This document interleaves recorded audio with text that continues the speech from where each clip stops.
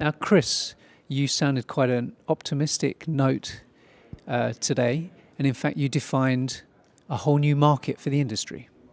Yeah, that's right. It's obviously in previous discussions have been a lot about the OSV market themselves and how it's a little bit depressed. But we're looking at a technology that is really adding to the marine logistics business outside of traditional OSV and really attacking the opportunities in crew transfer and essentially attacking the market covered by helicopters today.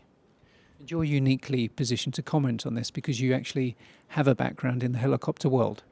Well, no, I did say I was in the aviation world, but I wasn't in the helicopter world. I was actually in the fixed wing some years ago, 25 years ago.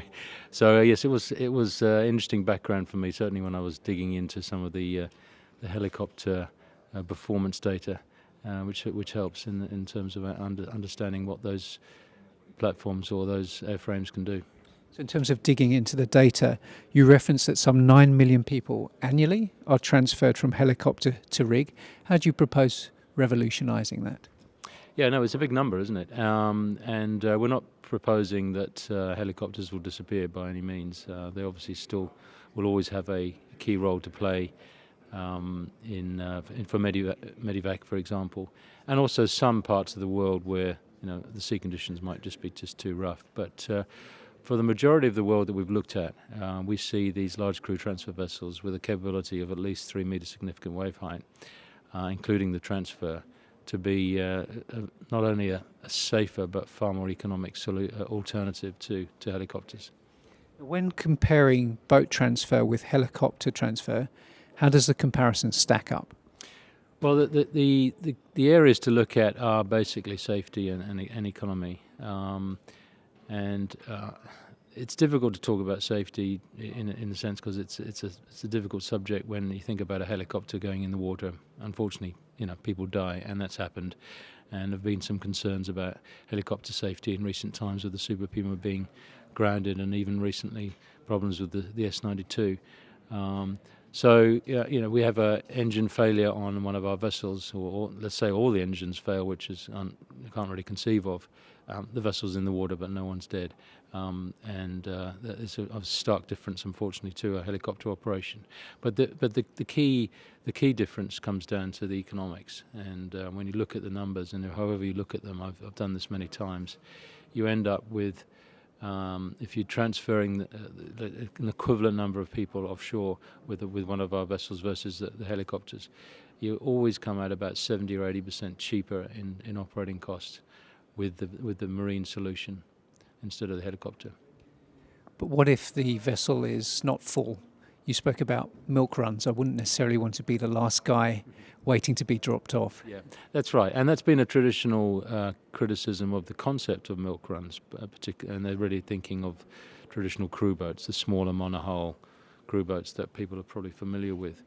But what these large vessels can do is provide a level of comfort which makes that milk run completely feasible, and so that even if you are on going to be transferring on the 4th or 5th platform offshore, and you have to wait for and go via the other 4, you're going to be in a very comfortable environment due to the large size of these vessels and the ride control that we can put on board and the seating that we can put on board and so on, so that it makes those milk runs feasible. And so it means that yes, if you only have a handful of people to go to one particular platform, if you can combine that with a number in the field, and they usually are, then it becomes completely viable.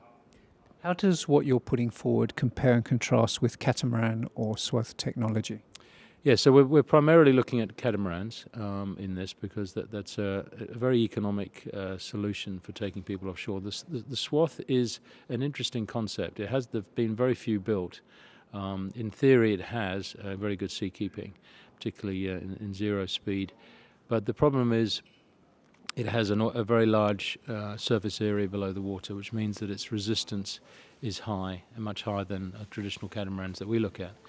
And as a result, if you're looking at any sort of speed above 20-25 knots, the resistance is so much higher than the traditional catamaran that your fuel consumption goes right up, the operating costs go right up, and as a result, it's just not economic.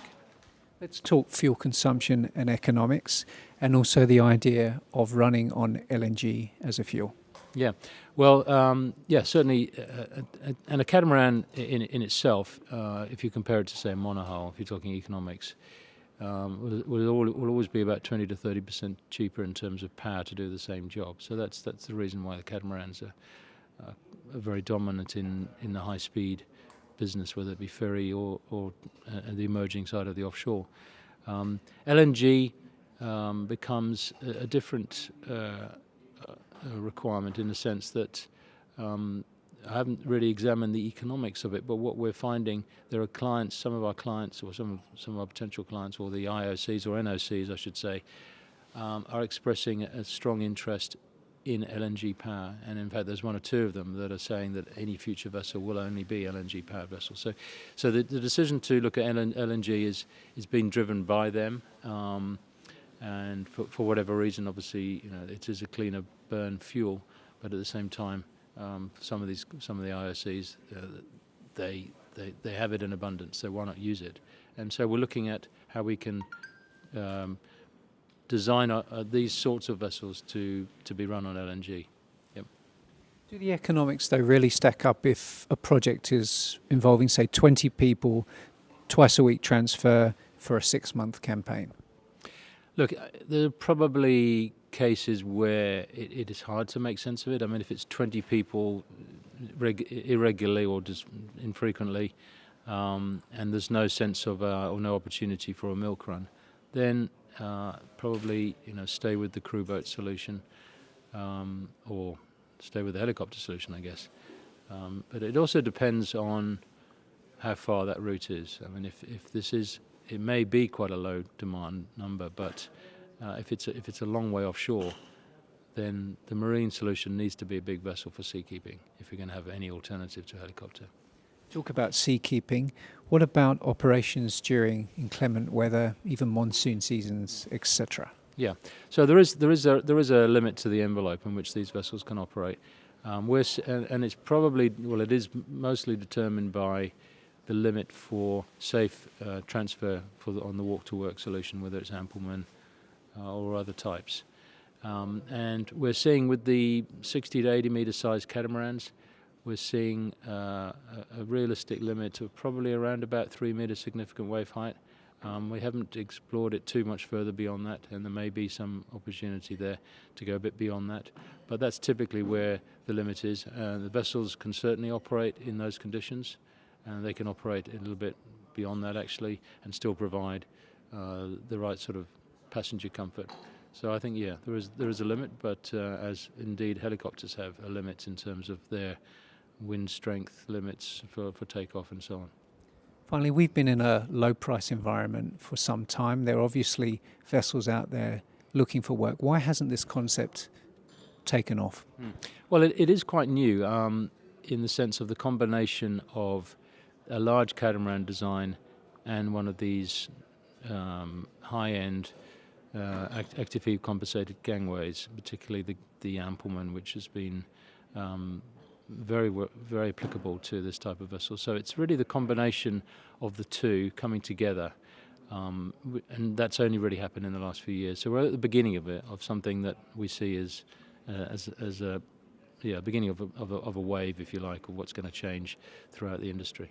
Thank you very much indeed. Good. Thank you very much.